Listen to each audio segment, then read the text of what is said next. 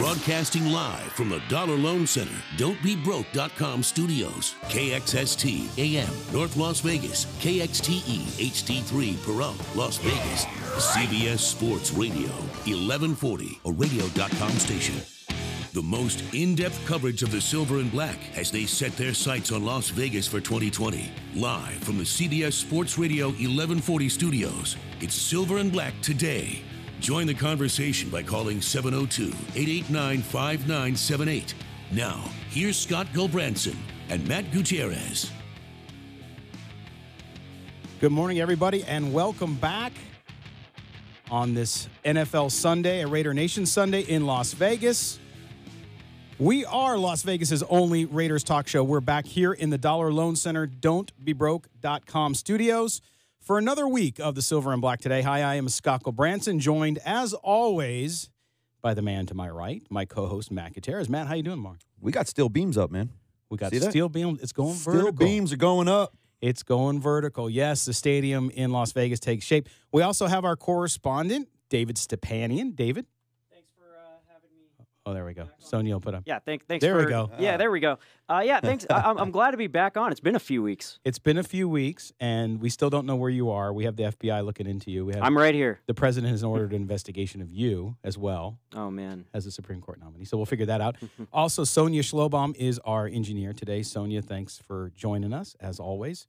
And we're, of course, not only live here, but we are live also on the radio.com app. So if you're inside Las Vegas, but you rather listen on your phone, you're about to go work out, I won't tell you to listen to us in church, but if you want to, you could do it through earphones, and you could do it that way.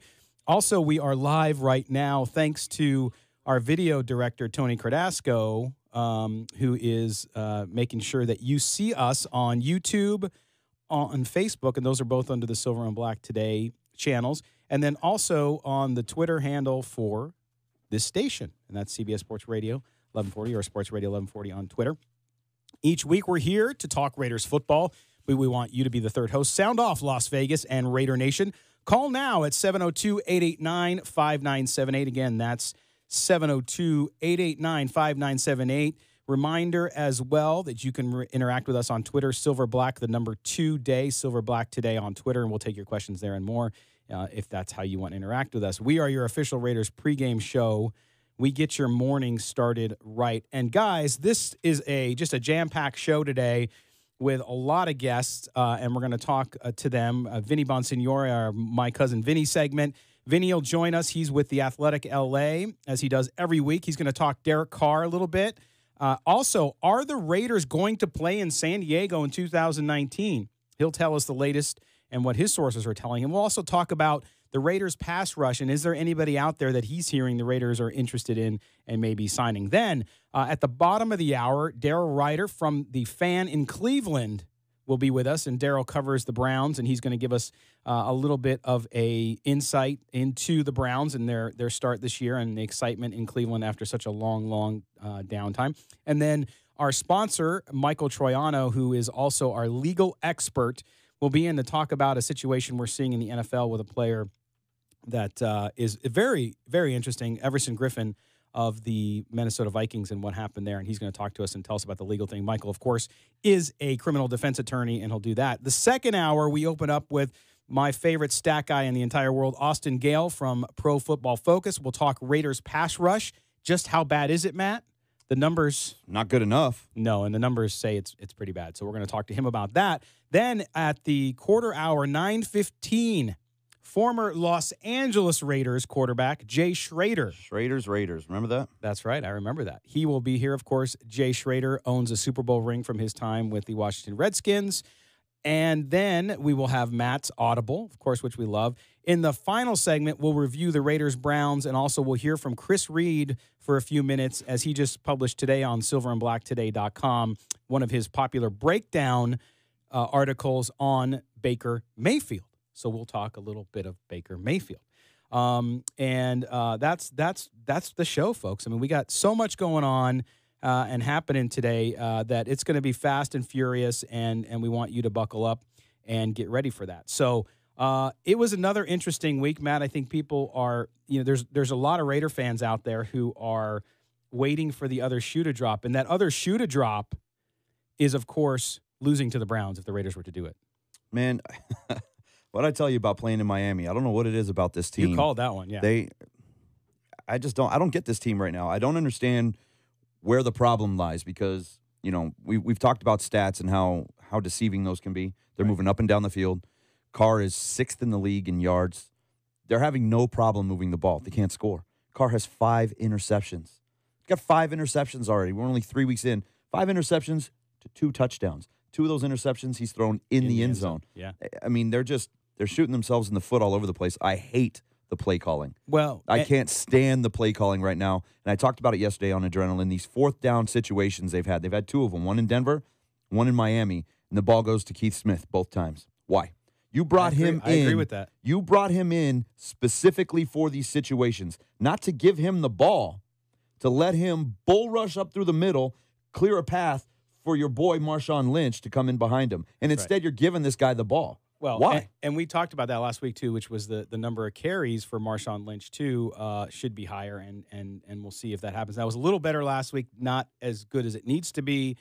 Just give that guy the ball, and again, until his legs fall off. Look, I was just worried. There was a legitimate possibility 10 days ago the Raiders would be the first win for Cleveland now it might be the in second. 2 years. Now it might be the second. Yeah, now there's and you know what? That aesthetically, the Browns getting their second win in the last 2 seasons looks a lot better than the first win. I was the biggest Browns fan against the Jets because the last thing I wanted to see was them roll into Oakland getting that first win. Yeah, no, it'll be interesting. Before we get to a story that David did about another great Raiders community event here in Las Vegas and what they're doing to enrich themselves here in the Las Vegas community and make a difference, I want to just make a quick message. Of course, tomorrow is October 1st. And the 1st of October last year was a dark day in the history of our city, in the history of our country, to see what happened there. And so we have in our studio a sign that is silver and black. It says 58 with Vegas Strong. That's been in here since we started the show. And we want to take time to remember those folks that perished on that terrible day in Las Vegas. Also to remember the first responders and everyone else who supported the recovery of the city, and that includes each one of you. It still is fresh for us because it's only been a year, but as we come up on the year anniversary, I want to call out to people to remember, it was a terrible time, and a lot of people lost their lives. Their lives ended too soon, but I think, with all the sadness and all of the reflection we will have this week, I also want to make sure we remember those people that died, and remember them in a very happy way, and remember the positive impacts they had on their families and their folks. It makes us sad that they're not here. But there was an unknown poem, I should say, called The Afterglow. I want to read, too, because I think this is important to look at the impact that those people had in the lives of those they loved. And here it is. I'd like the memory of me to be a happy one. I'd like to leave an afterglow of smiles when life is done. I'd like to leave an echo whispering softly down the ways of happy times and laughing times and bright and sunny days. I'd like the tears of those who grieve to dry before the sun, of happy memories that I leave when life is done. So do something kind for someone this week, and do it for the 58 folks who died last year in Las Vegas, and make that a way to remember them and to make sure that not only them but their families are remembered in your thoughts, your prayers, and in your deeds, more importantly. So that's it. I just wanted to say that because it's tomorrow, and it's a big anniversary in Las Vegas, and I hope that you spend some time reflecting on it tomorrow. All right. Okay, we're going to get back to Raider football. Now, the Raiders, again, we talk about all the time how this team is making its future home of Las Vegas really an important factor in everything that it's doing.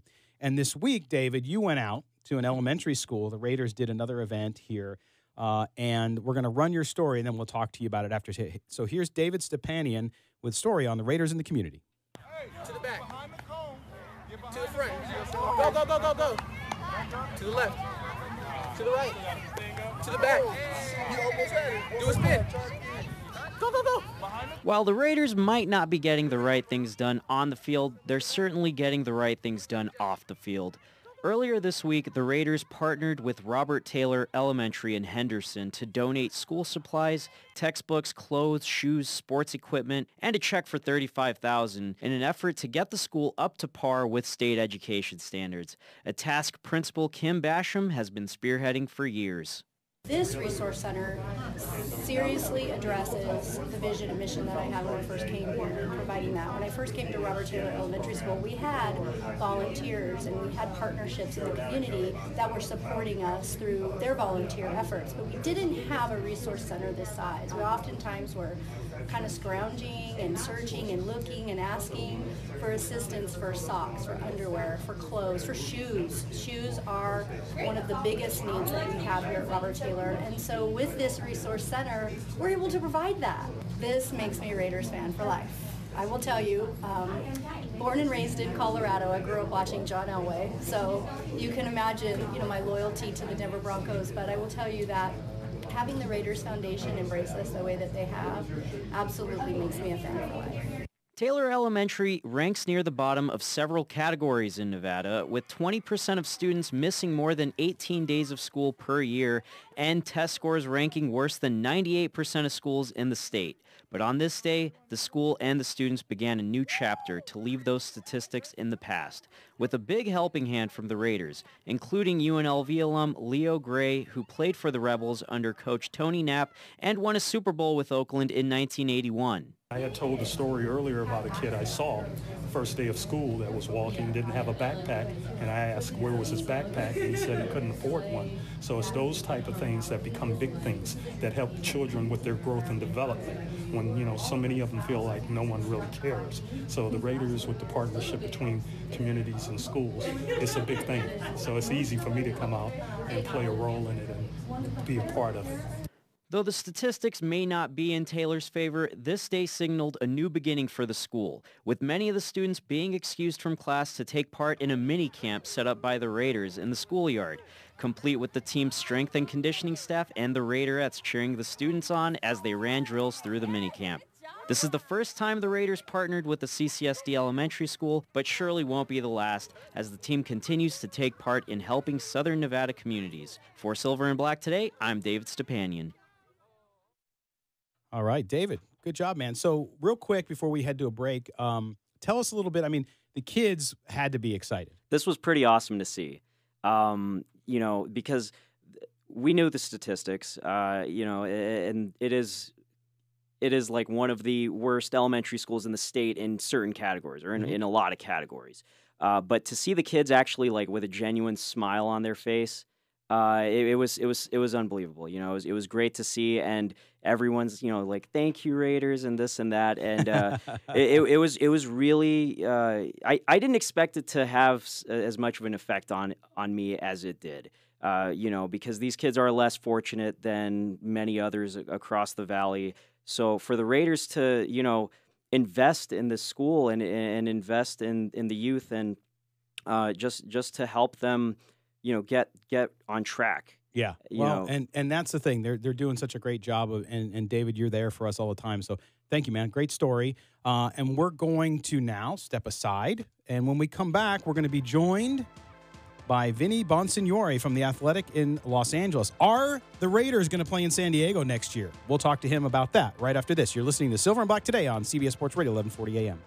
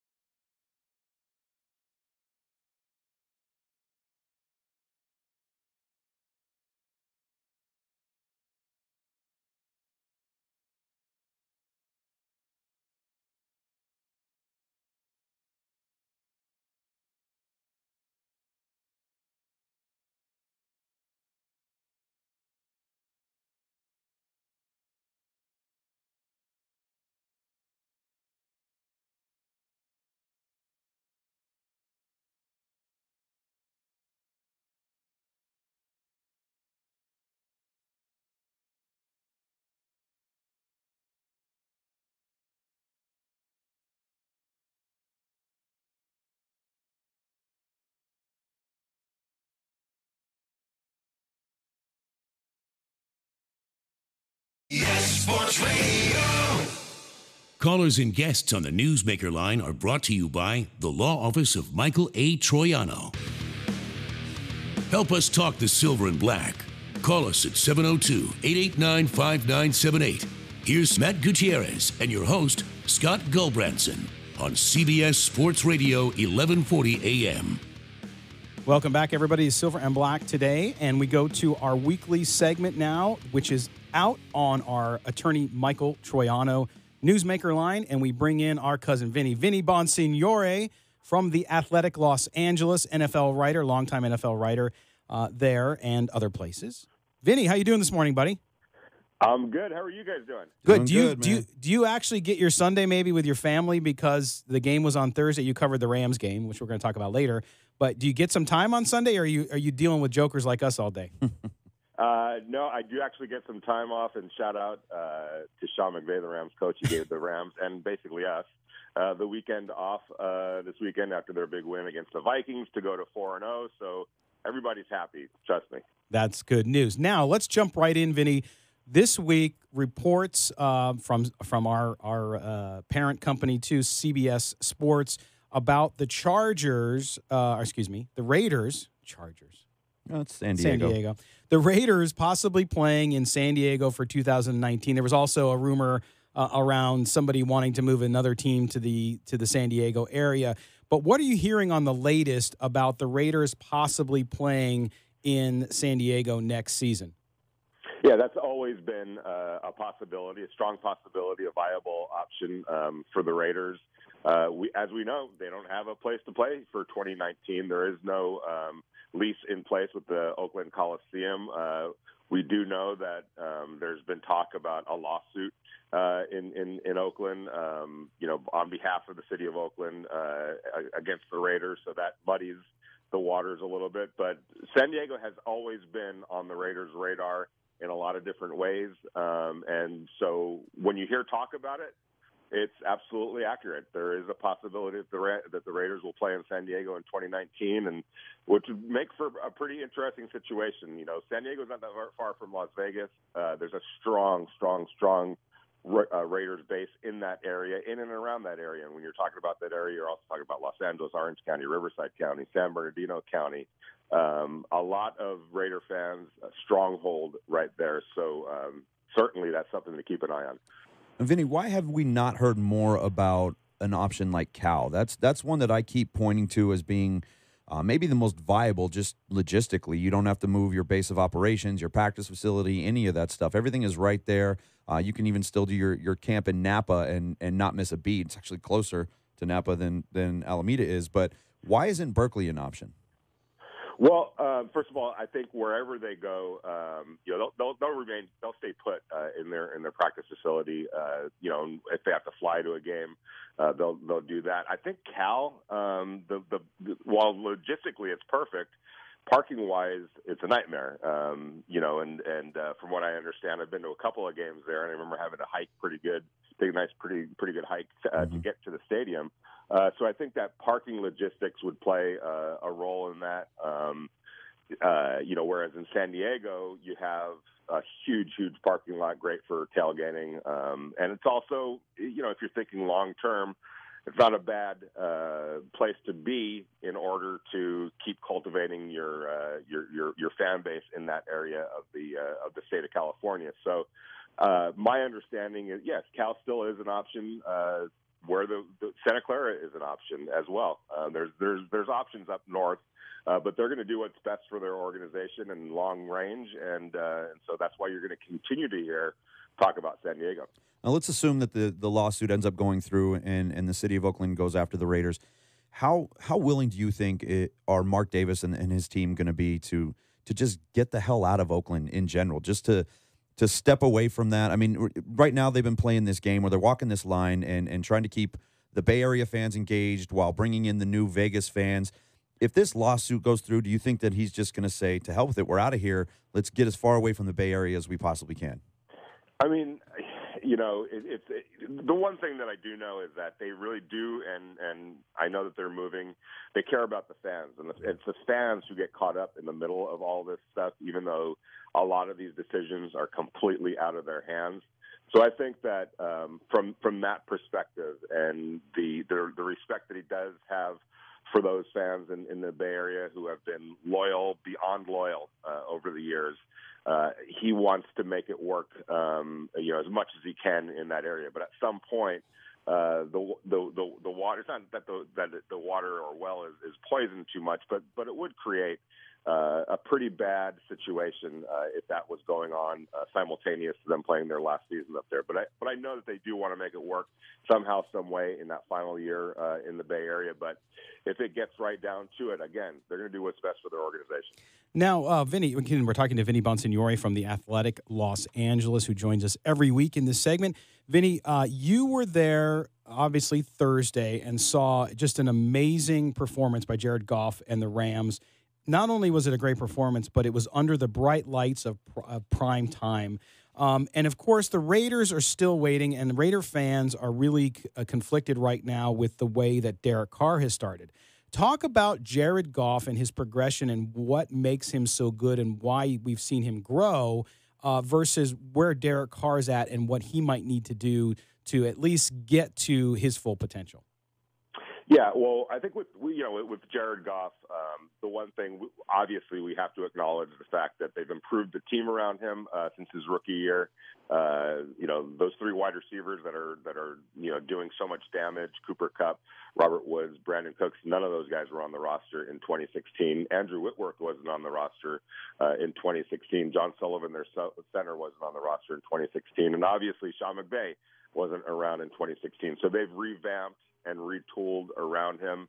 But what I've always said about Jared Goff was I was a believer from day one. I just remember watching him in OTAs and training camp. And I know, it's practice and all that, and people sometimes scoff at that. But you get a sense, you get an idea of a skill set watching day after day after day. And he had the arm, the vision, the footwork. Everything was there to put together a really, really, really, really, really good quarterback. He just needed a little bit of help as well to bring that out.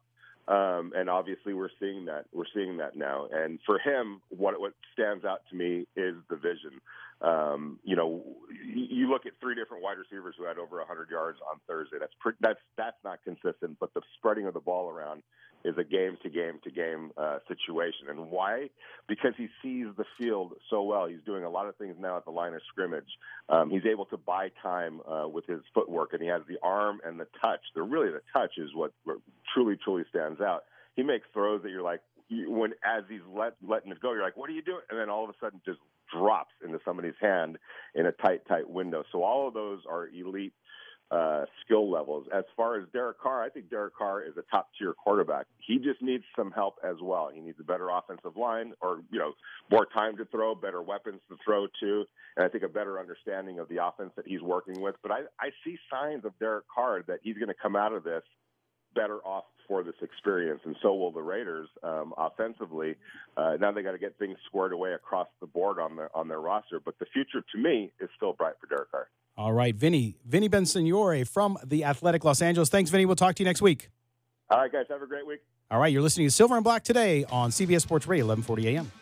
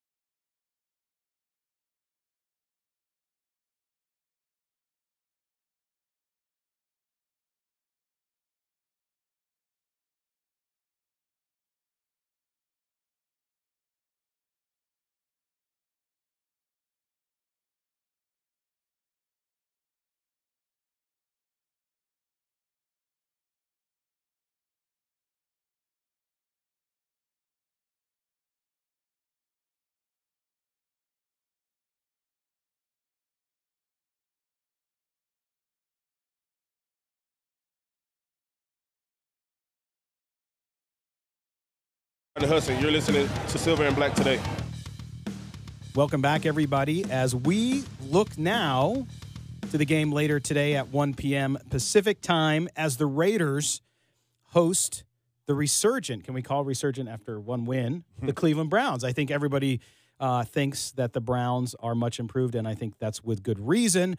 We go out on the attorney Michael Troiano newsmaker line now, and we go to Daryl Ryder. Daryl covers the team for The Fan in Cleveland. He is part of the Entercom family. Daryl, thanks for taking the time to talk with us today.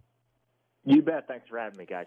All right, so now it's been a long time. The Browns get this win. And not only do they get this win, Daryl, but it's like a Hollywood script, okay? So Tyrod Taylor gets hurt, gets a concussion. He comes out of the game. Here comes number 1 overall pick, quarterback Baker Mayfield, who leads the Browns to a glorious victory, allowing the beer cooler in Cleveland to be opened and everything. Just how is the mood in Cleveland? Are people genuinely excited, concerned, cautiously optimistic? Where is everybody in Cleveland right now? They're still celebrating. They hope to continue that celebration this afternoon if the Browns can win back-to-back games for the first time since 2014. It's been a long time since the Browns have played this well and actually look like a competent NFL football team on the field. So they've done that through the first 3 games. You could make an argument they should be 3-0, undefeated going into this game, but they are what their record is. They're in the picket fence right now, 1 win, 1 loss. And, of course, that tie to kick the season off against the Pittsburgh Steelers, but they've hung with 2 Super Bowl contenders in the Steelers as well as the New Orleans Saints. And then, of course, they did what everyone expected them to do, and that is beat the New York Jets on Thursday Night Football. So they've had 10 or so days to get ready for this game in Oakland this afternoon, and the expectation is that they're going to continue to do what they did in the first 3 games, and that is come out playing some pretty good football. Daryl, Matt Gutierrez here. I just want to know how many of those free beers you got into, because those coolers were a big deal, man. We saw a lot of them. How much fun did you have out there? As a responsible member of the media, the funny thing is they actually put one of the victory fridges in the press box. Oh, wow. Oh, wow. So before I went to the locker room, I admit, I ran to the beer cooler, grabbed mine, and then set it next to my laptop so that when I came back from the locker room, it'd be there waiting, because I knew had I waited to get back from the locker room, that fridge was going to be empty. Oh. So I made sure I got mine, but I only had one. We know how those media members can be. Man. Oh, yeah, I was going to say, we know how that goes. And you know what, though? If for someone in the media like you who covers the team so closely on the flagship station there, it's hard to cover teams that are bad, too, after year after year after year. It's nice when there's some optimism because your listeners, you're not just getting hate calls. You're actually getting people who want to talk positive things. So that's good for everybody in Cleveland. Now, while there's been a lot of focus, I mean, I love John Dorsey. I think he was the right guy to come in there and to turn that franchise around from a player personnel standpoint, and he's done really, really well thus far. There's been a lot of focus, of course, on the quarterback position. But I'll tell you what, the Browns' defense has really shined so far this year, and while it has some issues against the run still, how good is this unit right now, and how good can it be in 2018? Well, I think that they're as good as you've seen in the first 3 weeks. I don't think that this is a mirage or an aberration, not by any stretch of the imagination. The Browns have playmakers at every level of their defense. You got Myles Garrett, Larry Ogunjobi, Emmanuel Ogbah, Jernard Avery on the defensive line. You've got Christian Kirksey and Joe Schobert and Jamie Collins in the linebacking core, Demarius Randall at safety, and then, of course, the rookie Denzel Ward. And you can't forget Terrence Mitchell, who's been a big addition as well, opposite of Ward in that secondary. So when you have guys that are making plays at all 3 levels of your defense, you've got the makings of a very special unit. So I don't think that what we've seen in the first couple of weeks is just a result of teams being surprised by the Browns. They forced 11 turnovers. A year ago, they only had 13 for the entire season. They are already at 11. So this is going to be a real big test for Derek Carr and that Raiders offense, no question about it. But where the Browns need to be concerned, they need to be concerned with Marshawn Lynch, and then, of course, they need to be concerned with the tight end Cooks. Now, Daryl, go back to 2014. This is Derek Carr's first season, 0-10 to start the year. It had been a full calendar year since the Raiders won a football game. They finally get that win on Thursday night against the Chiefs, and I was at that game. It was like a playoff atmosphere in the Coliseum for an 0-10 team. Any success, when you haven't had success in such a long time, feels so much bigger than it actually is. You still have now Baker Mayfield, number 1 overall pick, a rookie quarterback coming into this game, making his first NFL start in what everybody considers a hostile environment in Oakland. We know how the fans can get out there. How realistic is it to think that he's just going to come in and it's going to be like the second half of that game against the Jets every single week? I think it's realistic. Now, it's not going to be smooth sailing. Every quarterback goes through their ups and downs, no question about it. He is going to throw some interceptions. He is going to be under pressure and duress. But what has impressed me with Baker Mayfield since he was drafted in April is just he's unflappable. Just nothing phases this guy. Nothing seems to bother him. He is cool, calm, and collected, which is very, very difficult to do. And he understands the opportunity that's before him. He doesn't care that the Browns have started 29 quarterbacks before he's been on the field. He doesn't really care that the team hasn't won for decades. None of that, but he embraces the opportunity that's before him. And I think that that's just a little different approach than maybe some of the other quarterbacks that have come through here, because there's playing quarterback in the National Football League, and then there's having to do it in Cleveland, Ohio, where quarterback careers have come to die. Let's just call it the way it's been. Mm-hmm. And this kid isn't fazed by it. He embraces that. You know, he went into Ohio Stadium after having his teeth kicked in by the Buckeyes on his home field a year earlier, went in there and planted a flag at midfield. I mean, that's the kind of guy you want. And I think that the Raiders have that in Derek Carr as well. So I'm not the least bit concerned, believe it or not, about a rookie going into the black hole, which is one of the most hostile crowds in the National Football League, and being able to go out there and compete and perform. I'm not worried about it because this kid has been that impressive. Now, we're talking to Daryl Ryder from The Fan in Cleveland. Daryl covers the Browns. Now, Daryl, the big issue, or I should say a big move that the team made as the season started was they stood by troubled wide receiver Josh Gordon for a long time. They traded him to New England after his latest incident, after not showing up for practice and showing up late. Is there a sense of relief now in that organization because the focus has changed, and with Baker Mayfield and with this team seemingly all together kind of pointed in the right direction? How has the dynamic changed in the organization and the locker room since that move was made? Well, I don't know that there's been a big shift in the dynamic both within the organization and the locker room. I'll just say I think the dark cloud has been lifted off the organization, because for years it's been, but Josh Gordon's going to save us. Josh Gordon, we're waiting on Josh Gordon. As soon as Josh Gordon comes back, great things are going to happen. And now you don't have to worry about it. Who cares? Josh Gordon is the most unreliable player in the National Football League. He's one of the he gets more hype off the field.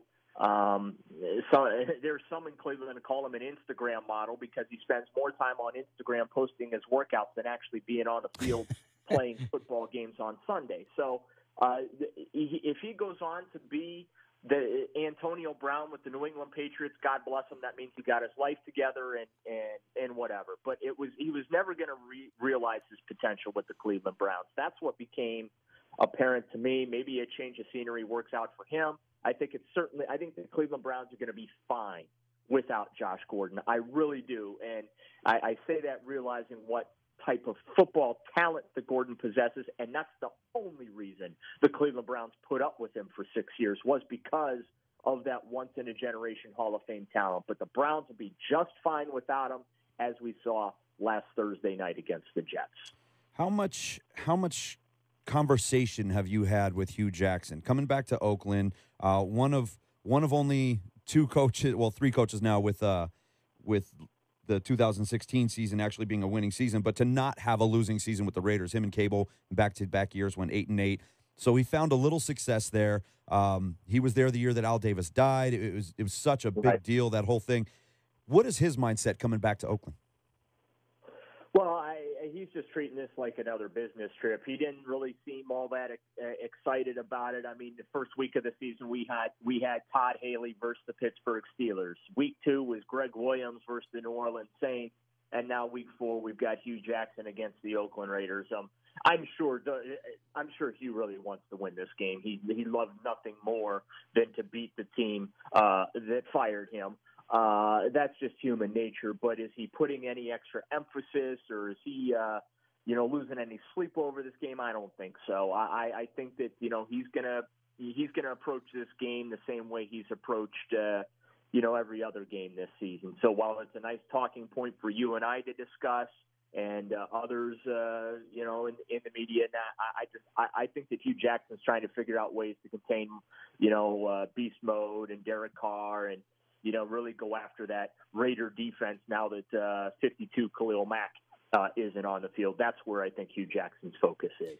Now, Daryl, one of the big things too for the Browns, obviously the quarterback situation. They addressed that. Then they also went out and grabbed Nick Chubb in the draft as well at running back. But El Guapo, right? El Guapo, of course, is Carlos Hyde. And Carlos Hyde has had a great start to this season. Is there feeling in the organization and amongst Todd Haley, the offensive coordinator there, that he is a guy that they think can develop into that number one starter, or is it going to be focused on developing Chubb?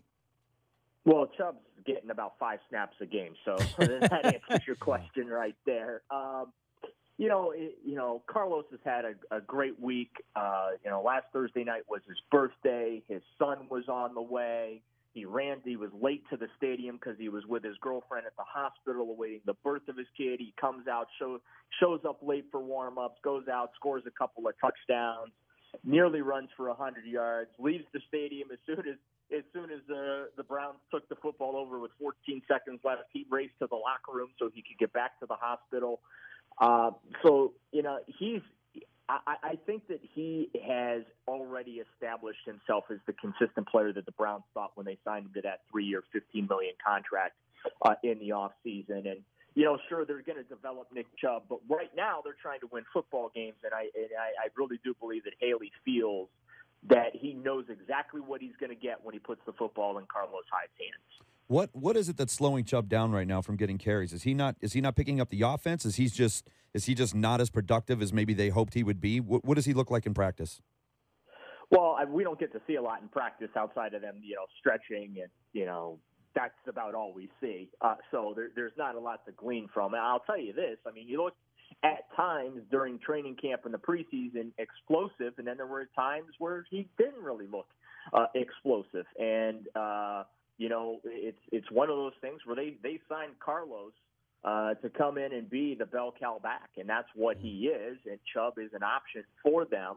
And I think that as the season goes along, Chubb will start to get some more carries and more situations in that. But I can tell you, in the first couple of weeks, he's had a couple of snaps where his pass blocking, he missed an assignment here and there, and that's obviously not positive. And then again, unless he, in one of his very, very few carries he gets, unless he busts a 15, 20, 25-yard plus run, they're going to stick with the hot hand, and that hot hand is Carlos Hyde, and Todd Haley made no secret about that going into the season as far as what his philosophy was with running backs. He goes with the guy that's got the hot hand, and so far this season that has been Carlos Hyde. One more thing, too, Daryl, with a few minutes we have left with you, that defense, takeaway parade, they have just been phenomenal. 13 takeaways all of last year, 11 so far in this season. Is that going to be the key for them to beat the Raiders in Oakland? Well, I think that's the key every week, obviously. You got to win the turnover battle, and the Browns have done that. The problem for the Browns hasn't been the turnovers. It's turning those turnovers into points. Talking to defensive players this week, they're like, yeah, we're going to get our turnovers. Now we have to score. Like, we can't just turn it over to the offenses. We have to return these interceptions and these fumbles for touchdowns. So that, I think, is going to be something to watch as the season goes on, because they feel like they're going to get their opportunities to hands on a football to turn them into points. Problem for the offense, 11 turnovers, just 3 scoring drives, and a total of 13 points off of those turnovers. Wow. Daryl, well, listen, man, I appreciate it, and congrats to the folks in Cleveland. It's good that there's some optimism out there. We appreciate you joining us today. Thanks for having me, guys. All right, Daryl Ryder from The Fan in Cleveland, taking a look at the game coming up later today. You're listening to the Silver and Black today on CBS Sports Radio, 1140 a.m.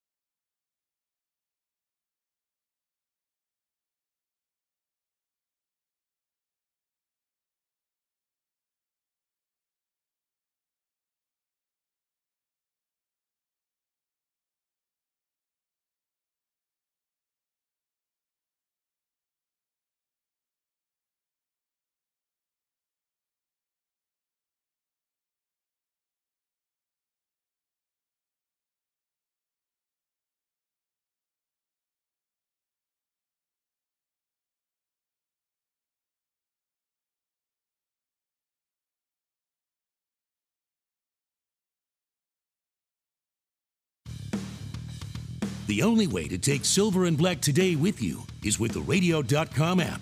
Download it today and search CBS Sports Radio 1140 in Las Vegas and listen to us anytime, anywhere. All right, it's time for a little legal talk around the NFL. And as always, when we have legal issues or we want to talk about that, we bring in our legal expert, and that, of course, is criminal defense attorney Michael Troiano. Michael, how you doing today, brother? I'm doing great. Good morning, and congrats to your guys' award. I saw, Podcast of the Year? Oh, yes, we didn't talk about that yet. But, yes, Thank you. We're very fortunate. The team here worked hard, and the Nevada Press Association awarded us with their Podcast of the Year, which was great. We beat out the big ones. The RJ actually finished second for their Raiders podcast. So not only are we the top podcast in the state, but we're also the top Raiders podcast along with the show here. So thank you. You're welcome. I appreciate that, Awesome. Michael. And luckily, I haven't had any, other than getting ready for the show or talk of sports, I haven't had to call you for any of your professional services. But in Minneapolis this past week, there has been an interesting situation with defensive end Everson Griffin. Griffin was at the team headquarters, was acting strange. He was, according to the player development executive there, Les Pico, he was, quote, explosive, screaming and yelling. So the Vikings call the police and call medical attention. And next thing you know, Griffin is in custody, I guess, and you'll explain this to us, and then goes to the hospital where he was under a 72-hour observation. So Michael, with this situation, you have somebody acting strange. People might view it as threatening. Legally, what happens with an athlete like this and anyone who is acting strangely?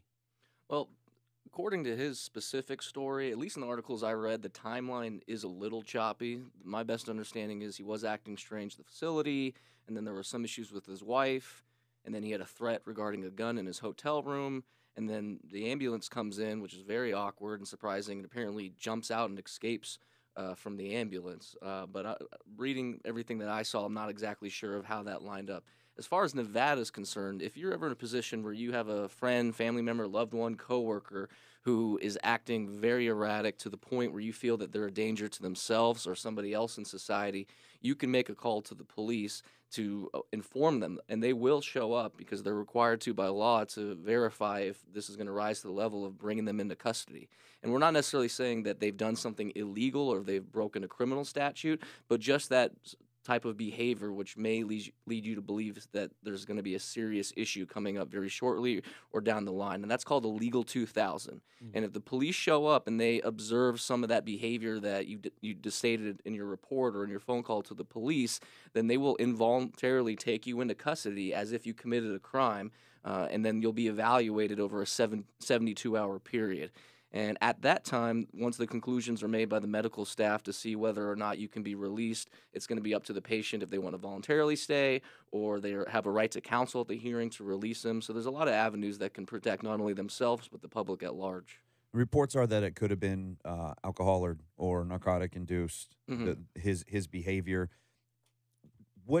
How do they take that into account during the observation? Is it a case of, okay, this is because he was doing these things and it's really not a mental health issue, it's more of a influence from these outside things? Sure, and that is part of it in the statutes. Again, as far as Nevada's concerned, his incident didn't happen there. I'm sure they have somewhat different guidelines, but if we're working under the Nevada guidelines, if the police show up and you're inebriated or you're under influence of marijuana or some other kind of drug, that alone, unless you did commit an actual crime, is not going to give them the authority to bring you in. If you're just drunk or wasted and being a jerk and being erratic and that's it, then very likely they're not going to take you into custody. That legal 2000 tool is not to be used as a drunk tank. They need to figure out if there's actually a deep-seated issue there, and I believe he was making statements that like God made him do these things and things like that would lead most reasonable people to believe it's probably more than a little marijuana in your system or one too many shots.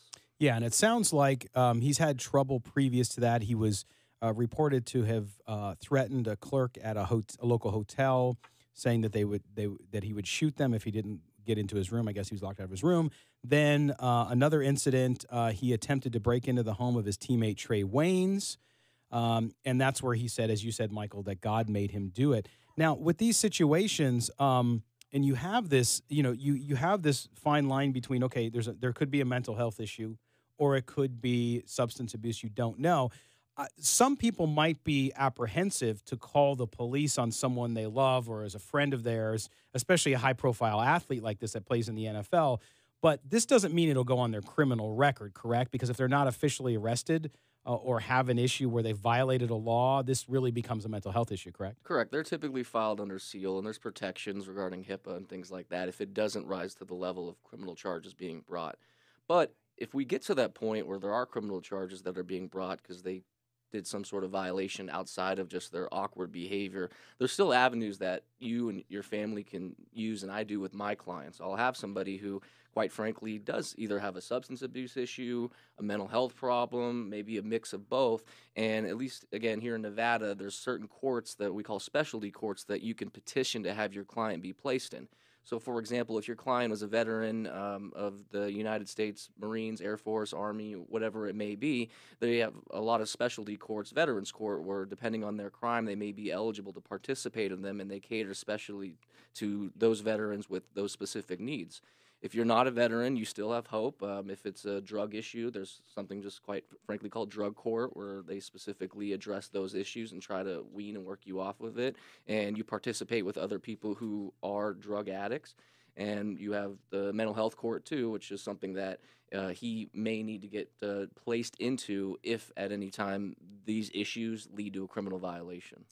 Got about a minute and a half left. How much of this can he now turn around on the Vikings or the NFL? Because the big talk is always going to be the CTE, the head trauma, things of that nature.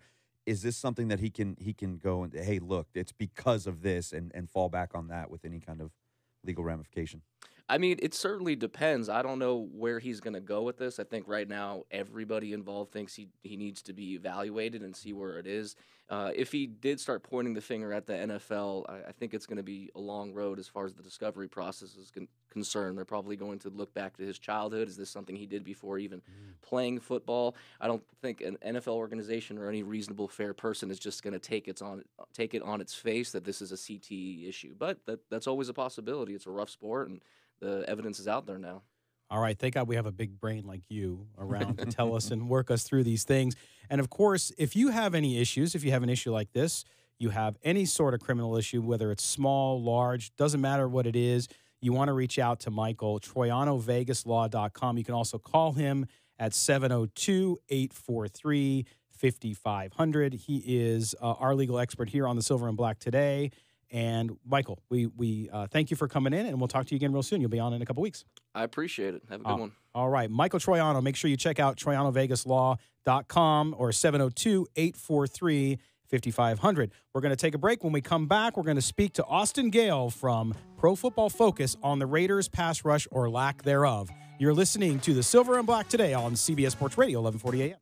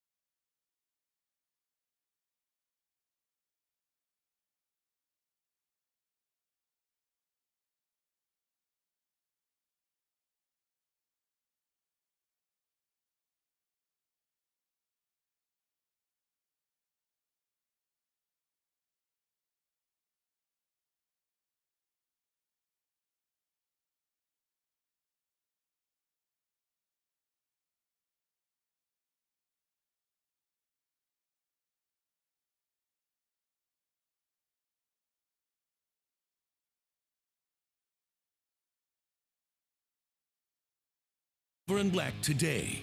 Join the conversation by calling 702-889-5978. Now, here's Scott Gulbranson and Matt Gutierrez. All right, welcome back, Raider Nation. We switch from legal conversations. Man, you know, I got through school. I got my college degree, but I was not real academic. So when you talk to like a guy like Michael who went through this big law school and all that kind of stuff, it's like, man. The knowledge, man. He's got it all. It's all filed away. My best friend is an anesthesiologist, and it doesn't matter what question you throw at him, he's got it filed away back there where he's got an answer for it. It's amazing. That kind of mindset, it amazes me always. That's right. But I will tell you this too. If you're getting ready, where are you gonna go watch the Raider game today, right? I mean, 1:00 against the Browns. Where are you gonna go to yell at the TV when there's no pass rush? Yeah, don't sit in front of your own. You might break it throwing things at it. Yeah, but I got a place for you. It's called The Pint. It's up on West Charleston. Not only is it great cold beer like Bad Beat Brewery beer you can get there, but it's also got amazing food. And not only that, they play the Raider games with the sound up. So you can actually hear what's going on. You can hear the announcers bias against the Raiders. You can hear the fourth quarter lead slip away. Man. But anyway, The Pint is a sponsor of CBS Sports Radio 1140 here and of Silver and Black today. We love those guys. Hopefully we're going to be out there soon. You guys need to go. If you want to watch the Raider game, go there. It's one great spot to do it up on West Charleston, so make sure you do that as well. All right, we're now going to go out again on the attorney Michael Troiano Newsmaker line, and we bring in the NFL editor at Pro Football Focus, and that is Austin Gale. Austin, how you doing today? Doing great, man. Thanks for having me on. Oh, no, we appreciate you coming on. Now, we are going to talk about earlier in the week, because you have, like our attorney, Michael Troiano, who was in here earlier, you have one of these minds that Matt and I don't have, which it's just a lot more numbers oriented, and you follow a whole different train than I do. But you looked into the numbers behind the Raiders pass rush. Now, of course, we've heard the media in the Bay Area, media all over the country, talk about the pass rush or lack thereof for the Raiders, especially because they traded away one of the best in the league, if not the best, in Khalil Mack to the Bears. Just how bad, Austin, has the Raiders pass rush been through the first 3 weeks of the season? Yeah, well, Gruden said it best. It's hard to find a great pass rusher, and the Raiders are suffering from that right now. Through 3 weeks, they have 23 total pressures, which is the lowest in the NFL. But if you compare it to last season, the Raiders had 47 total pressures in the first 3 games of the 2017 season. That's more than double. That is, just by all the numbers, words you can say, very, very bad and a very big regression. And it's mainly because they don't have an elite pass rusher. Bruce Irvin, yes, has been talented in the past, but he is far from and has been far from a disappointment of a first-round pick and not an elite pass rusher. And without someone to command double teams and really be a game plan changer for the opposing offensive coordinator, this Raiders team just simply can't win one-on-one blocks at the line of scrimmage and can't create pressure on the quarterback. The highest-graded pass rusher for them right now is Leon Hall. Listing on quarterback blitzes, yes, that's a limited sample size because he doesn't blitz every down, but that's just another number that just kind of, testifies just how bad this Raiders pass rush is, and it doesn't look like it's going to get much better. Why Austin has Gunther been so reluctant to bring more pressure? If you can't get pressure with your front four, you have to get creative. You have to start dialing up blitzes. You have to do something to get the quarterback off his spot. What is it about Gunther that he's been so reluctant to do that? Yeah, well, Gunther actually isn't blitzing in the lowest percentage in the league. He's middle of the pack there. He is dialing up some stunts. He's dialing up some creative blitzes with Leon Hall coming up from the slot. He's even called some safety blitzers. But at a certain point, the lack of talent is not maskable, or you can't be masked with blitzes. Yes, you got to blitz more, but you can't blitz on every play. You don't have great blitzing linebackers. You don't have great blitzing cornerbacks. Leon Hall is not a great blitzing quarterback, but he's getting pressure because of Gunther's scheme, and he's able to get unblocked pressures for Leon Hall. I don't think a lot of blame needs to be on Gunther here. I think it's on the talent. Yes, P.J. Hall's been banged up. He had a very poor start to the season, largely because of injury. Maurice Hurts is getting there. Arden Key is flashed at times, but still, he's led the team in pressures with 2 this last week, and just 2 pressures isn't going to get the job done. He's a one-trick pony in terms of his pass rush repertoire. It kind of hurt him at LSU. He could only beat people around the edge. He had the lowest percentage of pressures that were resulted from bull rushes of any edge defender entering the draft, and that's because he's got only the speed. And just speed isn't going to help you at the NFL level. I think the Raiders really need to invest in that, in that edge presence. Obviously Bruce Irvin probably won't be with the team next year given his contract situation, but they need to double down on finding a guy that can actually put pressure on every, on every down, win one-on-one situations, because it's not going to get any better for this team if they don't address it in the future.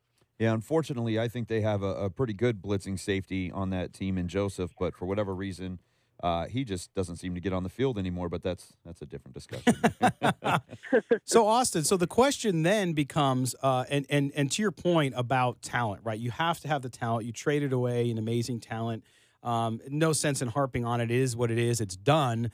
Is there anybody out there, looking at the numbers, is there anybody out there that is a free agent that's sitting out waiting for a call that might be someone that could come in and help them? Yeah, absolutely. And you have to look at Junior Gillette. Obviously has the off-field issues. I think he was, charged with a DUI or had a thing, with alcohol. And I'm not sure if he ended up getting charged with a DUI, kind of put him off the list for a lot of teams. But at this point, they can take anyone. And Junior Gillette actually had a very productive season in a limited sample size as a pass rusher last year. And I think if you brought him in, it could only improve this pass rush. Right now, their rotation at the edge defender includes Tank Carradine, Arden Key, Bruce Irvin, Shalik Calhoun, guys that have proven in the past that they can't win consistently. They can't rush the quarterback in the top half of the league in terms of grade, in terms of pass rush productivity, total pressures. Bringing in a guy like Gillette, it's literally the worst defense in pass rush, pressure percentage, the worst defense in total pressures, the worst defense in win percentage. It can't hurt. Bring in Gillette just to try and climb out of 32nd. That's all I can really say. What are they doing with Bruce Irvin that maybe not playing to his strengths? There was a lot of talk last year with the Jack Del Rio and Ken Norton Jr. led defense that Irvin wasn't being utilized properly. Is Gunther able to put him in the right position? Is he just not doing his own job, or are they backing him off a little too much? No, I think he is playing the right position. I think last year he ended up playing a very significant percentage of his snaps at slot cornerback and cornerback in coverage, which is absolutely absurd. He ended up replying to a tweet I sent out to him saying, finally you're back at defensive end in Gunther's team. And he was like, thank the Lord, or something like that. But I think he's playing the right position. But I think it's two things. One, he's never been, that guy. He's never been the pass rusher. When in his career best season, Khalil Mack had an MVP year. Khalil Mack played the best of his career and allowed Bruce Irvin a lot of one-on-one situations. He was feeding off the energy of Mack, able to kind of have parties at the quarterback. That's when they were the Slash Bros. And now with him just being the only one there, it's hard for him to create a pass rush when he's taking on the double team. And he's getting chipped with the tight end and the running back.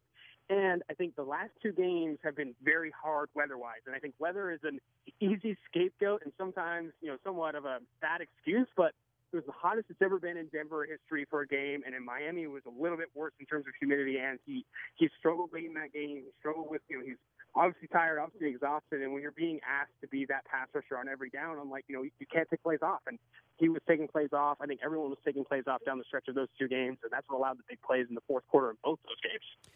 All right, Austin, we're talking to Austin Gale from Pro Football Focus. He is the NFL editor there and our go-to expert on the numbers.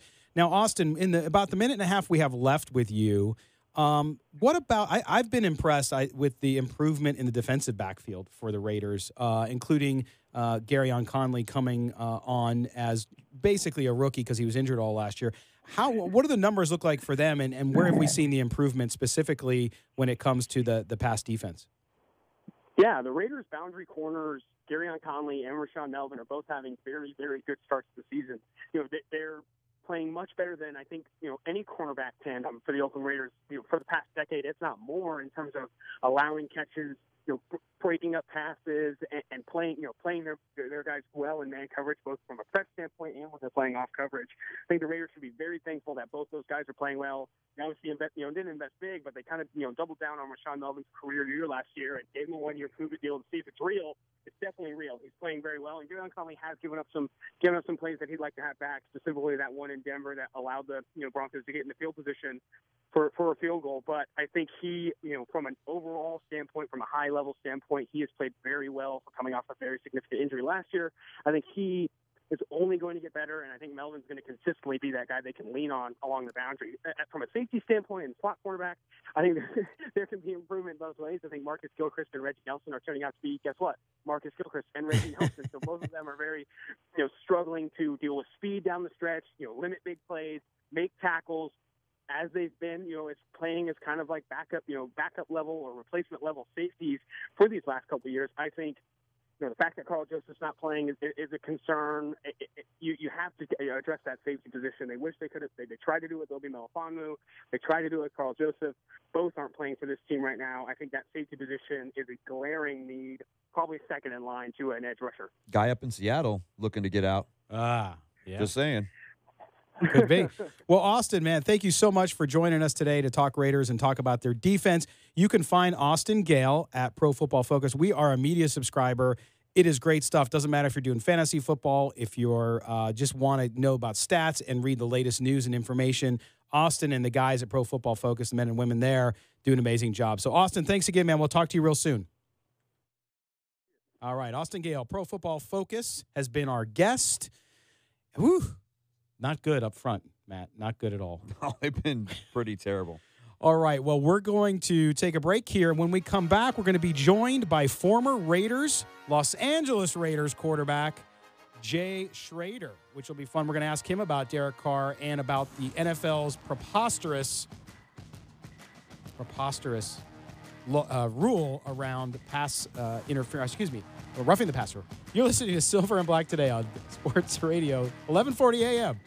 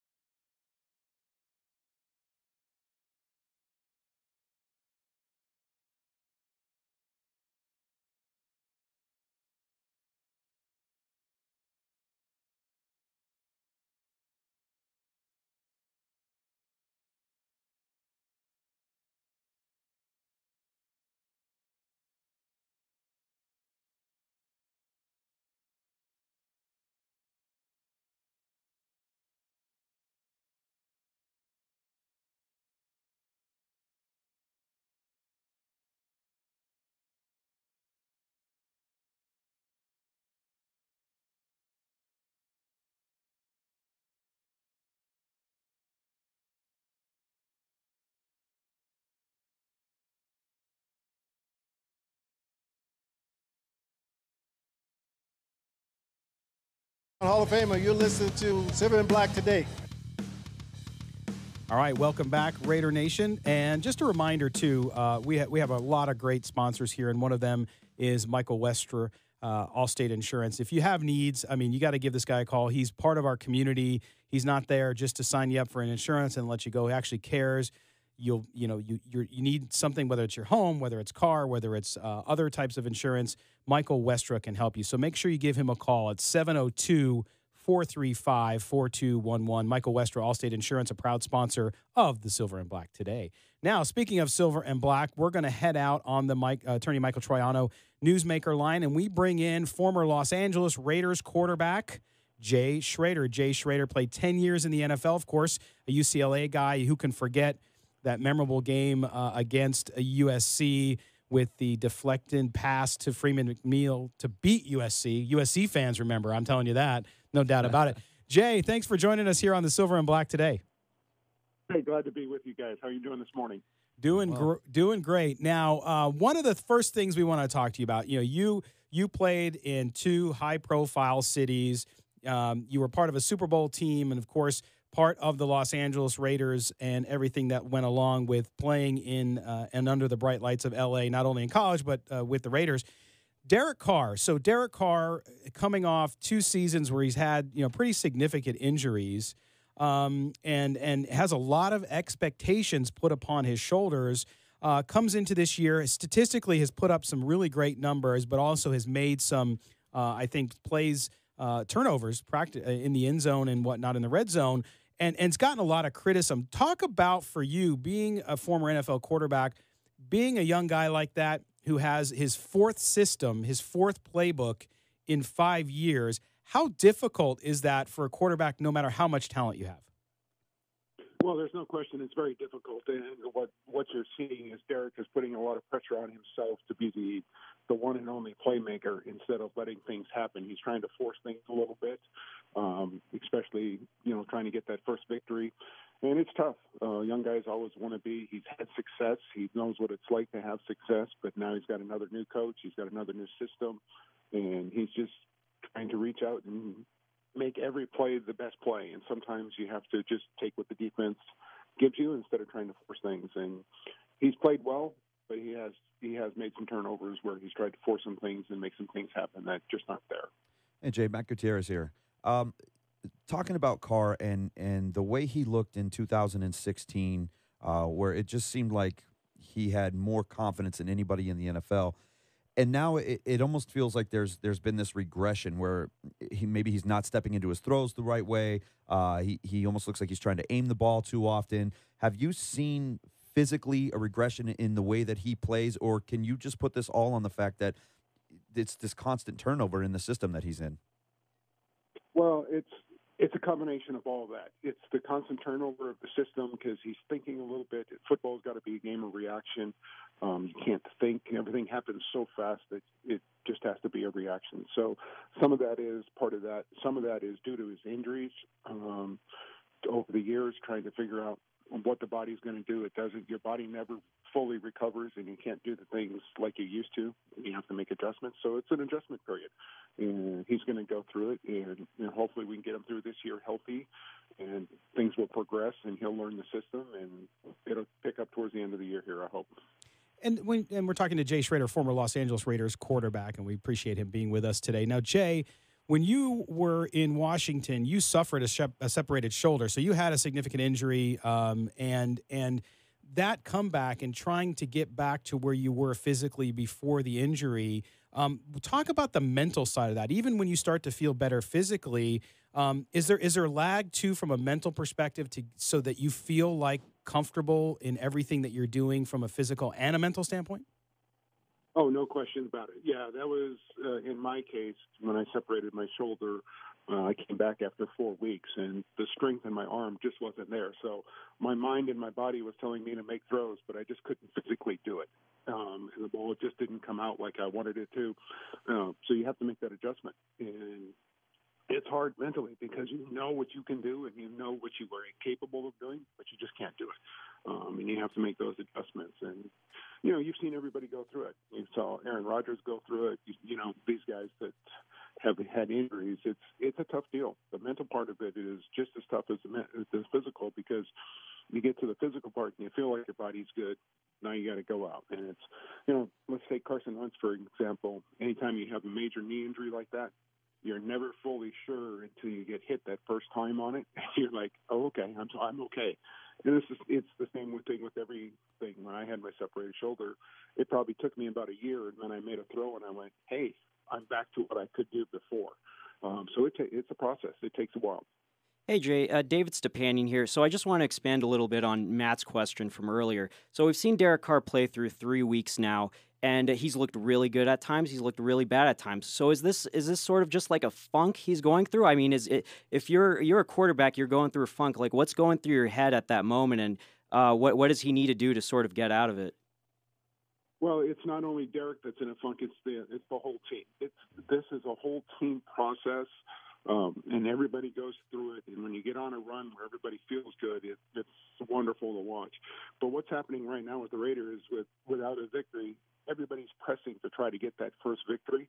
And when you press, things just don't happen naturally. They got to get over that. Somebody's going to make a big play, and the tide will turn. Momentum is so big in this game, and right now they're fighting that. They've had leads, they've lost leads, and they're trying to get over that hump where they feel good about themselves going in instead of questioning, how are we going to finish this game? There's a difference between going in and going, hey, we're going to go win this game, or we're trying not to lose this game. And they're caught in that in between, and that's a tough place to be right now. Jay, good or bad, you played in an era where you were allowed to beat up the quarterback. You were allowed to beat up the receivers. Pretty much everybody on the field was getting the crap beat out of them every week. How do you feel now about the way that the rules have changed?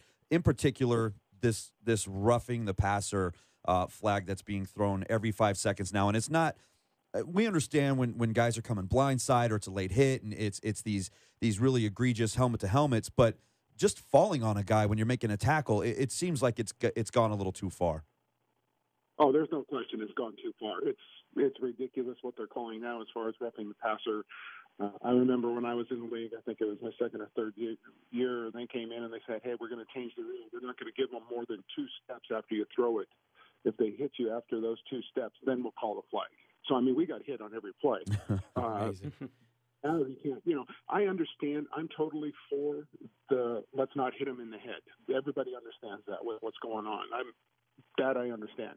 But this, I don't know. I'm sitting here watching Clay Matthews. I know his dad from being out in California and stuff. I'm like, how do you play? How does a defensive guy who makes a living sacking the court, how does he play? Because in my estimation, he made 3 really good plays and he got flagged 3 times and it cost him, a couple of ball games. I don't know how you play defense anymore. It's ridiculous. Yeah, and it makes sense. I understand the league. The league is about offense, and the league wants to protect quarterbacks to make sure that their stars don't get hurt. And you can appreciate that, but there is going too far, and certainly that's an issue. Now, Jay, later today, you're going to be down at Mandalay Bay here in Las Vegas, so folks want to come out and meet you. You're going to be there for the Raiders Red Zone Booster Club party to watch the game today.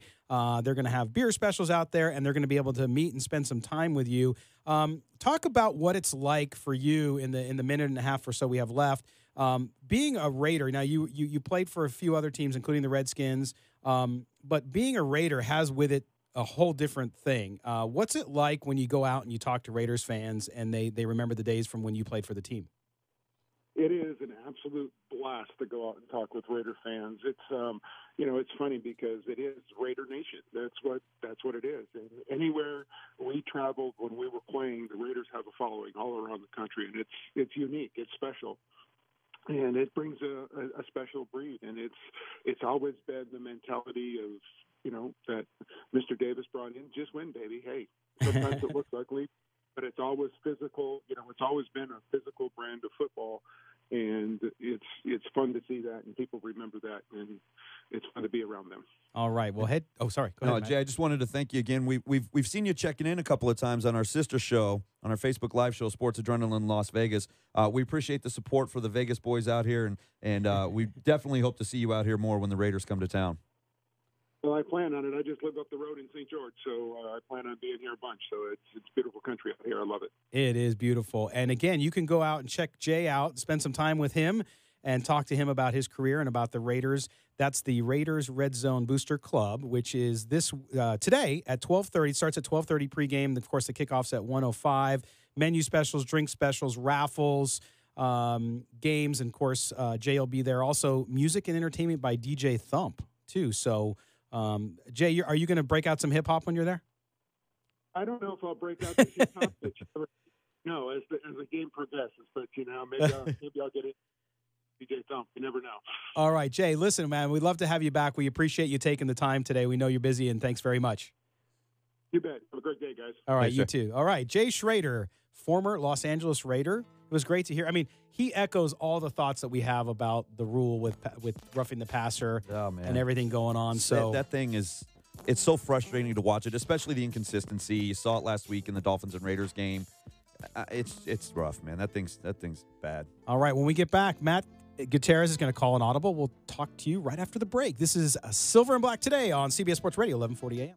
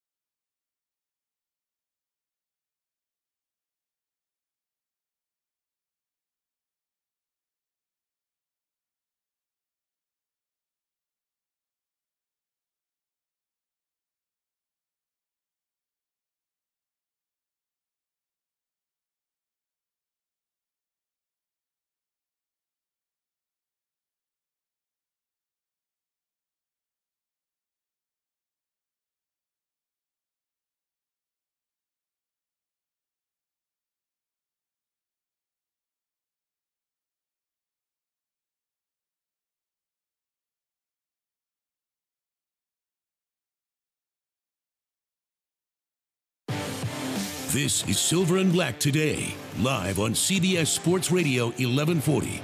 Here's your host, Scott Gulbranson. It is an NFL Sunday. It is a Raiders Sunday. You're watching on Facebook. By the way, you can watch us on Facebook. You can watch us on YouTube and on the Sports Radio 1140 Twitter handle. I mean, you can watch us anywhere you're at. Pretty much. This day and age. What do you always say? Put us in your pocket. By the way, again, Tony Cardasco is directing our video today and producing that, so we appreciate that. I want to give a shout-out to Tony, by the way, rocking all the UNLV gear during the bye week. Who? What school? UNLV. No, I know Tony, but I the Rebel gear. All the Rebel Scott's gear. very salty on UNLV most days. Oh, man. Sorry. 2-2, man. Yeah. Bowl games coming this year. 2-2. Who have you been? Bowl game. We're going bowling. And by the way, keeping us on time, doing an amazing job engineering. And I think she's eating breakfast over there, so I don't want to put her on camera. I was going to put her on camera. Tony, you want to put her on camera? Sonia Schlobaum is here, and Sonia is good. Sonia, now you're wearing your Purdue shirt today. Yes, I am. Because you're a Boilermaker. Yes. And you're not a big NFL fan, but you're getting up to speed now because we're making you, right? Yeah, it's not that I'm not a fan. I just don't follow it as much as I follow college football. So I still am a fan. And Wait till they get here. Are you gonna embrace the Raiders, or do you have an NFL team that you would call your own if you were? Yes. Not the Colts. No, I was born and raised a Bears fan. Oh. Yeah. Wow. Well, at least you have Mac. Yeah, so I have that. And Trubisky. And Trubisky. Evens out. Trubisky. All right. Well, Sonia, thanks for doing everything you do. Of course. I appreciate that. And feel free to jump in anytime. Now, we're going to turn it over because it is our quarterback's turn, Matt Gutierrez. I am not going to allow you to put your hands anywhere like I'm a center, but I am centering you the ball now. You know, before we jump into that, we had an interesting question on the Facebook feed there from Corey, who's our man Corey. Yeah, very very loyal fan to the show, which we love. He posed a question. Ian Rappaport's talking about the Steelers actively trying to trade Le'Veon Bell now. Raider Nation, would you go after that trade?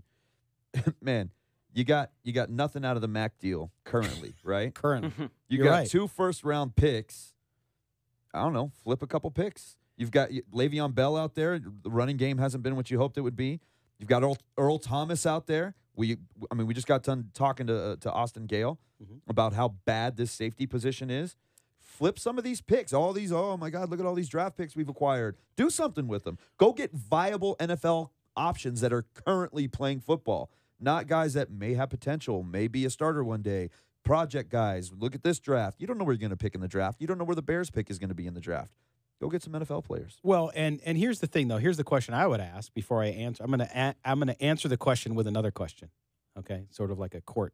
The lawyer stuff's rubbing off on me.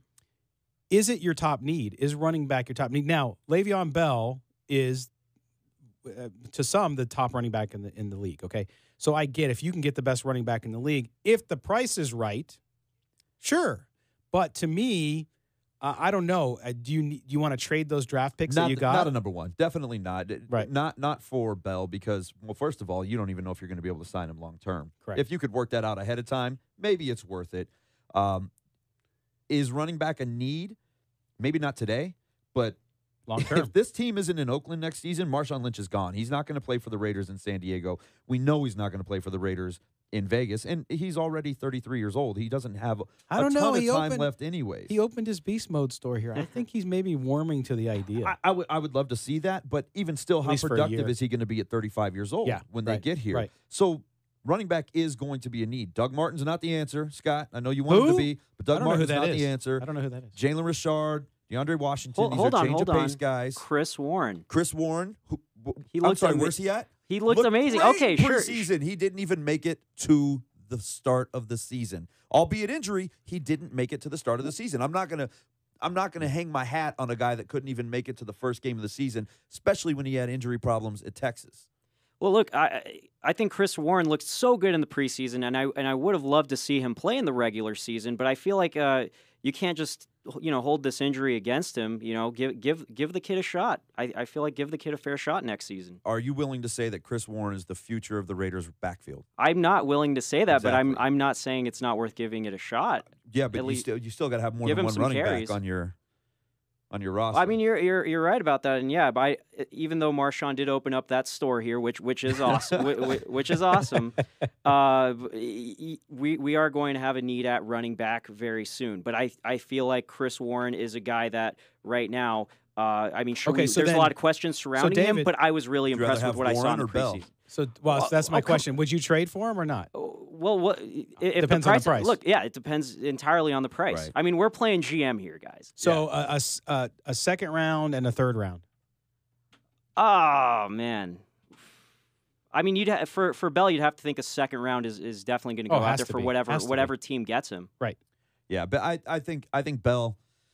I think that one's the reach. Honestly, I don't think that they would go after that, even though, again, the future says you're going to need a running back. I think Earl Thomas would be a better – I mean, I think that's instant impact, especially for a defense that's just struggling in every way, shape, and form. And I think also, too, it's a bruised and battered Raider Nation still recovering and reeling from the Khalil Mack trade, and you hear Le'Veon Bell, and you're like, oh, maybe that could be – you're swapping out, but – hey, if you want to pay Le'Veon Bell the money, you could have paid Khalil Mack the money. Yeah, exactly. You're absolutely right. And so, Corey, I don't see it happening, my man. I just don't. But to me, I think they need to just focus on fixing that defense and adding more pieces on offense next year. Anyway, all right. So now we're back to the audible, and Matt's got some fun. I wanted to ask a question to any of you out there that live in markets that have multiple pro franchises going on, because I was looking at the day-to-day in sports. Now, I'm a Dodgers fan.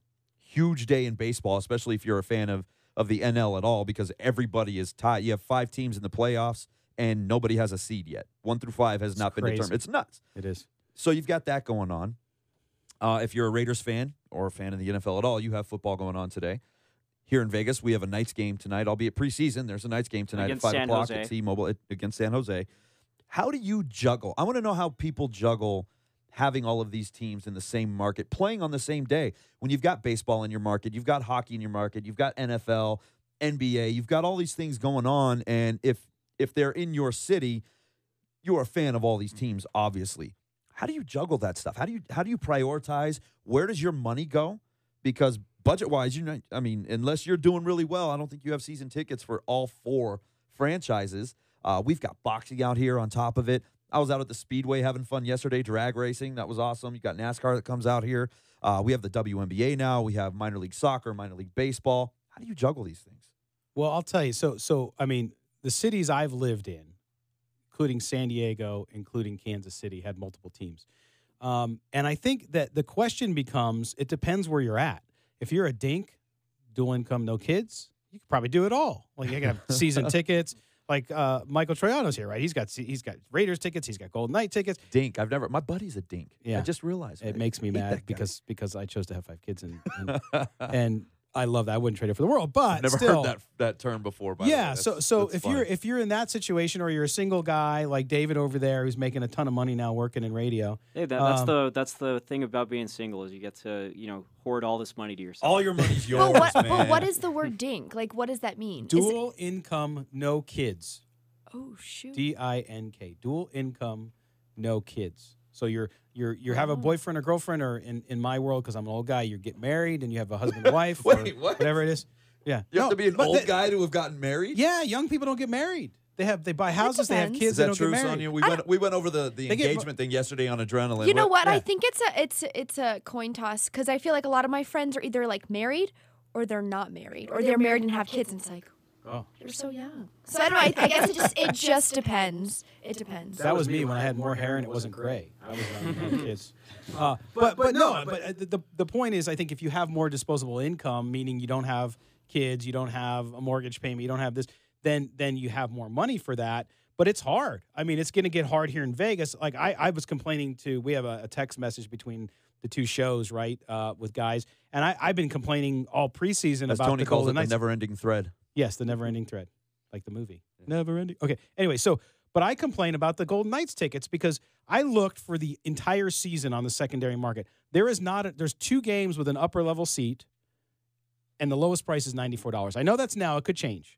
But as of right now, past that, the cheapest game in the upper level to go to a Knights game for 1 ticket is $148. Hottest ticket in town, man. Yeah, it is. More so it than is. any of the shows that are on the Strip. It is. And, I mean, that speaks to a couple of things. First of all, teams winning. Absolutely. I mean, Yeah. the team is good. They win.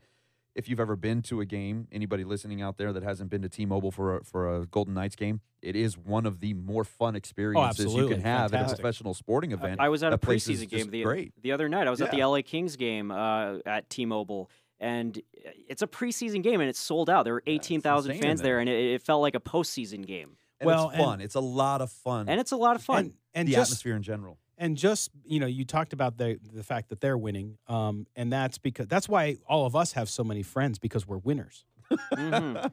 Right? We're friends with each other. I'll go with that. We're friends with each other. So. Again, I want to thank, we got to go to a break here in a second, but I want to thank the Nevada Press Association for naming our podcast as the top podcast in the state. So thank you to them and the entire board, and especially to Kirk Kern, who writes for our website, is also on the board there. It's his birthday. Happy birthday, Kirk. We'll see you in just 3 minutes here on CBS Sports Radio, 1140 a.m.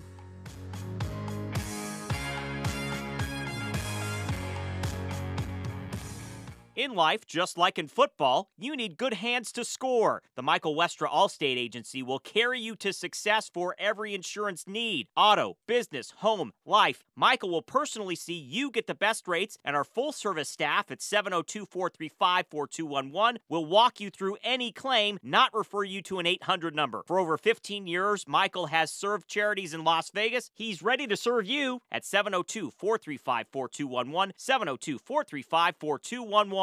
The law office of Michael A. Troiano is a proud supporter of all things Las Vegas, including its people, specializing in legal representation for all criminal defense matters ranging from misdemeanors to the most serious felonies. Attorney Michael Troiano provides clients with the legal strategy and professional representation needed in court. If you or a loved one find yourself in a legal situation and need a tough defense on your side, Michael Troiano can help. Call now for a free consultation, 702-843-5500, or learn more at TroianoVegasLaw.com. We're here with Chuck, founder of Dollar Loan Center. Chuck, I'm amazed at how much you help the local business community. Can you explain that a little bit? One of the biggest hurdles that small businesses have is a customer that's ready to buy but doesn't quite have enough money for their goods or services. That's where we come in. Auto repair shops, apartment complexes, vets, dentists, doctors, really any small business that sells anything.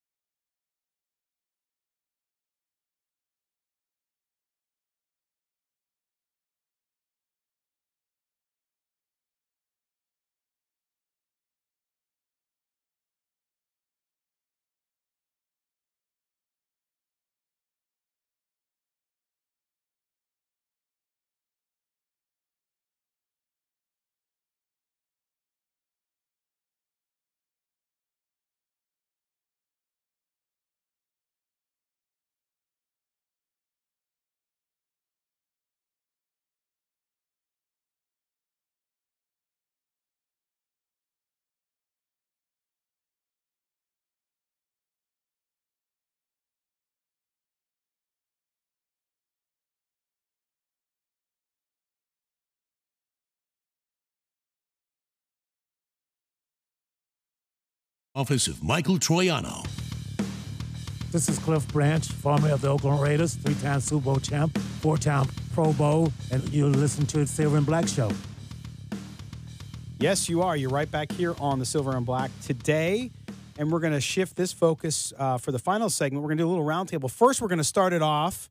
We have a really, immensely popular feature on our website over at silverandblacktoday.com, and that is called The Breakdown with Chris Reed, and Chris joins us now from down in the Valley of the Sun down in Arizona. Chris, how you doing this morning? Good. You guys ready for the hurricane? Yeah, that's right. We're getting rain. I just want it to be under 80. To the right of us, though. I know. We're just getting some residuals off to the side. I know. And when I lived in Kansas City, we had like really big storms, and I actually liked it, except when my basement flooded. That's fun. But I'm glad to be shoveling sunshine. All right, so Chris, let's talk real quickly. We're gonna keep you on for the whole segment. I didn't tell you that, but I'm throwing Matt calls audible, so we call it an audible. We're going to talk first about your piece, your breakdown piece on Baker Mayfield, and then we're going to keep you on as we talk about the game and what might happen. So hopefully your wife doesn't kill me. But your piece this morning ran early this morning on Mayfield. Now, Mayfield has been the talk of the week, the belle of the ball, if you will, after the Browns were roundly criticized for taking him first. He comes out, he has a great half, he looks good, but there's also some things that didn't look so great. And when you broke down the film, talk about what he did really, really well, and then we'll talk about what the Raiders can look to maybe exploit against him in his first start on the road. Well, the biggest surprise was just like how quick he would go with passes outside the numbers and deep, because usually, you bring in a rookie quarterback getting his first start, you're going to give him a lot of easy reads, kind of over the middle or screen passes, something short and quick to get the ball out of his hands. But he looked really aggressive. He looked really accurate, going deep and outside the numbers. That was what really caught me off guard. Yeah. Now, here's the thing, and I've been talking about this the whole show, is when you have no success, limited success feels like you just won the Super Bowl. But he's still a rookie quarterback. The Jets only had a halftime to prepare for him, really. The Raiders have had an entire week. This isn't under the lights. This isn't in Cleveland. He doesn't have the home crowd behind him. This is on the road, on a dirt infield, in the Coliseum, an entire week for a defense to get ready. How much different is Baker Mayfield going to look today? Oh, hopefully a lot, because the Raiders really need to get this win. He did have times where he was hesitant to, throw passes. One of them resulted in a strip sack during that drive at the end of the half, which could have ended it right there for him. And he got confused by some coverage later in the second half and should have thrown an interception. The ball hit the safety right in the chest and he dropped it. So he is still a rookie quarterback, and Paul Guenther is going to disguise coverages. He's going to bring pressure, hopefully mostly from Mayfield's right, because that's the side he likes to escape from the pocket from. Yeah, and it'll be interesting, because I think that with a rookie on the road, this is where the black hole and the crowd in Oakland really has to, and not that they wouldn't anyway, but this is where they really got to make a difference here, I think, because you got to rattle that young quarterback. They got to find some sort of pass rush as well, as you said, Chris, on the right side here. And I think they can do it. I like the Raiders in this game, and I'm going to call a 28-14 game. Wow, that's 28 points for a team that hasn't scored more than 20. It can't contain them anymore. It's going to break out. All right. What do you think, Chris? That Browns defense is really good. I think they're like 11th in points. So it's going to be a tough game. I think they're going to have to kind of pound it and hopefully get some deep shots on them. But yeah, I like the Raiders maybe 20-17. 20-17. Okay. I do think the Raiders. So I picked the Browns a couple of weeks ago. I picked the Browns to win this game. Tyrod Taylor was still the quarterback. They hadn't gotten their first win yet against the Jets, and it looked like it was building towards the Browns going into Oakland. By the way, that's a really win. Raider fan thing to do. Yeah, well, it is, but you know as well as anybody, I'm a very unbiased Raider fan. Yes, you are. I've been a Raider fan my entire life. I love that team. I go nuts when they win. I want to punch babies when they lose. But I call it like I see it. Yeah, and this team has not been good for a really long time outside of minimal success here and there. So I've gotten used to being unbiased in the way that I view this team. So yeah, looking ahead, I said, man, I just feel it coming. The Browns are going to come in and they're going to beat this team. But things have changed, obviously. Baker Mayfield, while he is, I believe, the long-term solution to the Browns' quarterback problems over the last couple of decades, it's still his first start. Yep. First starts are tough. On the road. Man. They're tough on the road. And I don't know how many of you have been to the Coliseum. I don't know if it's the way the Coliseum is configured or if Raiders fans just have a different level of noise that they're able to achieve. But the Coliseum is loud. It is one of the loudest stadiums I've been in. I've been to Kansas City. I've been to Seattle. Those are supposed to be the loudest ones. And maybe decibel levels get to a certain point. But I've been on the field, and it's different in Oakland. Those fans are loud. It's going to be big It's going to be today. tough. What's the score? Man, I think the Raiders are going to find a way to get into the end zone this week. There's been a lot of talk about the play calling. We've already mentioned Keith Smith getting the ball. I think you see a heavy dose of Marshawn Lynch. We talked to Darryl about the run defense being the Achilles heel right now for the Browns. For the Browns, yeah. I think you're going to see them try to stack the box and stop the run. And Derek Carr is going to finally start using that play action the way that we want to see him use the play action. Going 24-17 Raiders. Okay. So 24. You're only 4 points out. So David Stepanian, what say you, sir? So I don't want to put a lot of stock in the Browns just because they looked good against the Jets. So I'm not. I'm full of support for Baker Mayfield. He was great at Oklahoma, and I want to see him succeed. You know, and the Browns have had so much bad luck at quarterback the last few years that I want to see Baker Mayfield succeed, just not against the Raiders. You know, and when I was looking at this schedule before the season began, I would have never envisioned that the Browns actually have a chance to beat the Raiders on the road in Oakland. Well, what do you think? This was not a game that I would have ever. And I hate agreeing with everybody. So but you're picking the Raiders then? I have to go with the and Raiders. What's the here. score? I'm 24-21. They win in cover. Okay, that's win pretty, in cover. That's a pretty good prediction. All right. Well, Chris Reed, man, thanks. And also, make sure you go read Chris's piece on Baker Mayfield. Also, just a couple days ago, he wrote one on Arden Key as well. Make sure you do that at silverandblacktoday.com. Thanks, Chris. Hey, take it easy, guys. All right. Wow, man, this show is over. Can you believe this? It went by quick. Weekends fly by Woo. now. Flying by. Make sure you check out the Red Zone, Raiders Red Zone Booster Club party down at Mandalay Bay. And if you're on the other side of town, make sure you check out our sponsor, The Pint, if you're going to watch the game up on West Charleston. Guys, thanks so much. Yeah, man, here we go. Let's go out and get a victory today. Let's see when number one come through. Hopefully they can start rolling a little bit. Go up and down the field, but finish off these drives, Carr. Let's go. That's right. For David Stepanian, for Macateras, I am Scott Branson. Make sure you check out the PG. That's right, 4 p.m. today. We recap the Raiders game, post-game Raiders, and we also take a look at key games in the NFL and the rest of the NFL action for the day. So make sure you listen to Tony Cordasco and I on that show. Also, Sports Adrenaline, make sure you listen to them Saturday from 8 to 10 a.m. For Sonia Schlobaum, who's done an amazing job as an engineer, I'm Scott Branson. For Macateras, David Stepanian, and Tony Cordasco on video. Thank you very much. We'll talk to you next week.